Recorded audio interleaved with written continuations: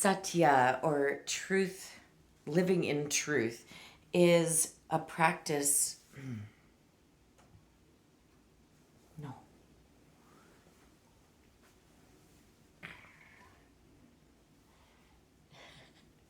Satya is the second in the list of yamas, which are sort of preliminary practices of yoga. And Sunny. Oh, yes, Sunny.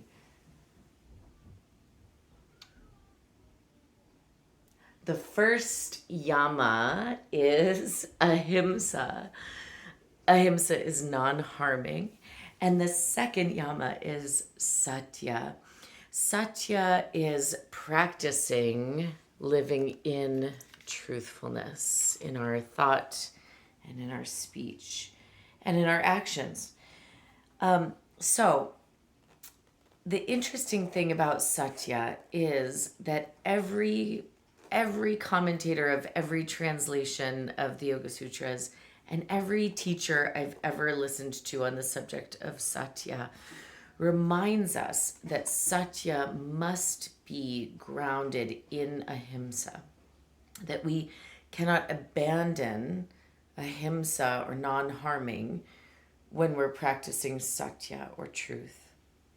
So this means even when we need to speak our truth, even if it's difficult, even if it's uncomfortable, even if it creates discomfort in the other person, that we find the way to say what we need to say that has the effect of creating more understanding, more connection, more community, more ahimsa. So the other interesting thing about Satya is that in order to live in truth, we also need a good deal of self understanding and self reflection. So if I don't necessarily understand my own experience, it's going to be very difficult to sort of live in truth if I'm not even aware of sort of my own truth, if you will. And one way that we sort of cultivate that is in meditation, right? If you've meditated for longer than a few seconds, you've probably noticed that thoughts tend to appear. And we know, well, I think we reasonably know that not all thoughts are true. However, we don't always live as if that's the case. Sometimes especially when we are unpracticed, we tend to believe every thought is the truth, right? And then sometimes we act on those thoughts. So, one key element to practicing Satya is to have a deep self understanding that could come from meditation, it can come from other forms of, therapy or community work or other places where you're sort of practicing self-reflection and getting feedback from others that you trust. So another way to practice, one way to practice Satya on the mat, actually this idea comes to me because of a very real experience I had in a yoga class here at what was the JIVAMUKTI Yoga School here in New York City. This was many years ago, and I was taking class with Ruth. And we were at the very beginning of class, right? We had chanted something, and then we stood up, top of the mat, Tadasana, ready to move. And the very first instruction, right? Inhale, reach the arms up overhead. The very first movement for the very first sun salutation. And so I reached my arms up And Ruth said, and look up at your hands or look up at your thumbs. I don't remember her exact words, but it was like, and look up. Well, that day I was really ruminating about something. Something was really on my mind, and I was sort of processing it even as we started moving. And so my drishti, my gaze was like, not only was it not up, I think it was like down and like even a little to the side. I mean, it was just way off. And I heard Ruth say again, look up at your hands. And I don't know if I didn't quite like hear the instruction, or sometimes you hear it and you don't sort of process it in your body. Or maybe, one thing that sometimes happens is like you think that the teacher must be talking about someone else in the class. Right. So maybe it was a combination of those things where I was like, gosh, we're all just like waiting here with our arms overhead, like waiting for the next thing to happen. Why aren't we moving on? I don't, what, right? Who's still not looking at their hands?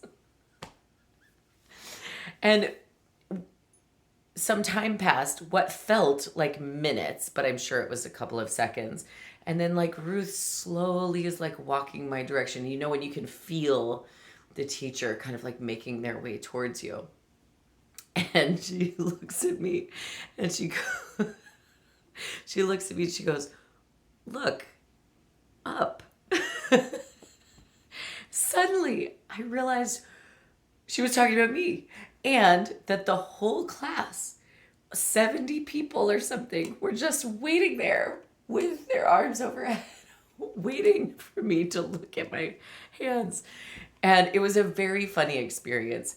But in that moment, I had the realization that, sometimes the alignment instructions are for the sake of keeping your muscles and bones working and moving in the right place and keeping everything safe and good.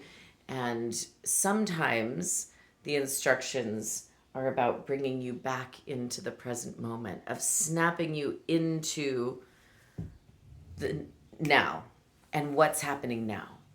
And that was such a profound moment that I'm still talking about it 10 years later, obviously. But I had another moment shortly thereafter, where a teacher suggested that that you practice as if the teacher is talking directly to you. Meaning, when the teacher says, straighten your right arm, and, again, maybe you think they're talking to someone else. Maybe you think your arm is already straight, but it's not. Maybe you're distracted. Maybe you checked out for a minute, or you're ruminating, or, whatever. But in that moment, like when you hear the instruction, literally check, right? Look at it, touch it, like see what's actually happening, and if it matches what you think is happening, right? So if you check and it's not straight, I thought my arm was straight, you straighten it and move on. If it was straight, that's okay. You check anyway, and then you can just move along. But the idea being that, in a sense, there's another way in which we can understand alignment to mean an alignment between what I think I'm doing and what I'm actually doing. Is my leg straight, or do I does it just feel like it's straight because, or here's a better example. Are my feet actually parallel, or are they doing something else, right? Because sometimes the feeling that we have inside, especially if we have a certain habit that's very deeply ingrained, sometimes that feeling makes it feel to us like that's the natural or good or parallel place to be, when in fact we're not parallel, right?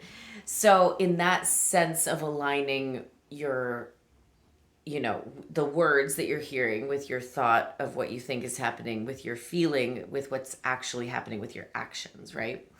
So that's one way to sort of bring the practice of Satya onto the mat. And you can practice all the time like that. Quite frankly, I do listen to those in between instructions as if they are for me. And then when they're not, then I move on, right? Another thing that feels sort of more integrated into the JIVAMUKTI method, but which is very helpful for our practice of Satya, is feedback. So in class, for example, we give and receive feedback in the form of verbal instructions, in the form of physical touch assists, and learning how to give and receive feedback then becomes again a part of an integrated experience on the yoga mat. But then what you might also not know unless you're a teacher is that feedback is also really built into the culture of our teaching community, meaning that even during teacher training and during your apprenticeship and even after, the teachers have cultivated and continue to cultivate, right? Because it's not a done deal, continue to cultivate this ability to give and receive feedback on, whatever. And I think it's such a beautiful part of the sort of woven in elements of the Jivamukti practice, because practicing giving, honestly, practicing giving feedback in a kind and compassionate and productive, constructive way is a great skill to learn. But even harder to learn is cultivating the ability to receive feedback without becoming defensive or anything like that. So that ability to like give and receive feedback is a really beautiful enactment of Satya in practice. So I hope this has given you a few lovely ideas about how to bring Satya both on the mat and off the mat. And